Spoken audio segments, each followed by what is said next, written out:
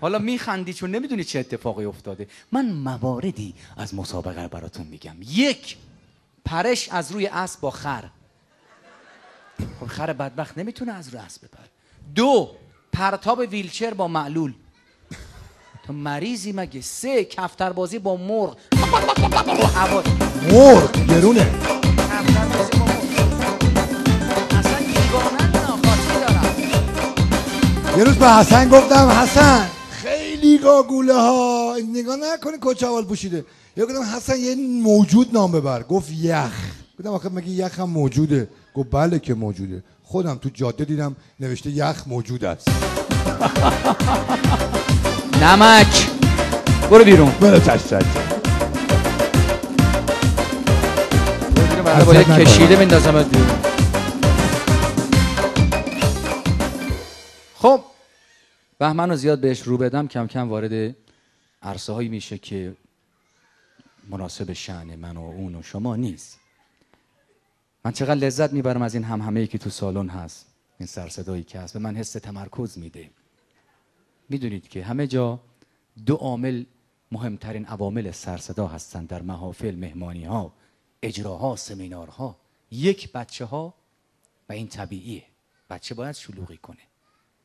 بزرگی میگه مردان و زنان موفق و بزرگ امروز کودکان دیروزن، کودکان جسور دیروز.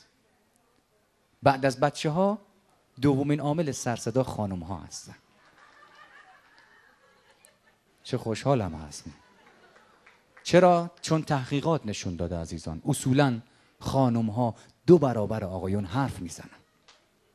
چرا که خانم ها هر حرفی رو باید 2 بار بزنن تا آقایون متوجه بشن. علتش اینه. چقدر خوشحال شدن خانم ها. فقط باید به نفع خانم ها صحبت کنی ولاغه نصار. Alle dansvis von die beste macht diese Lunge des Spalini. Du willst nur den Menschen halten mit der Welt zu formen mit den Nähe. Le morse die beste Luft worden ist so nach dem schon dem Rane. خودم هم نمیفهمم چی دارم میگم.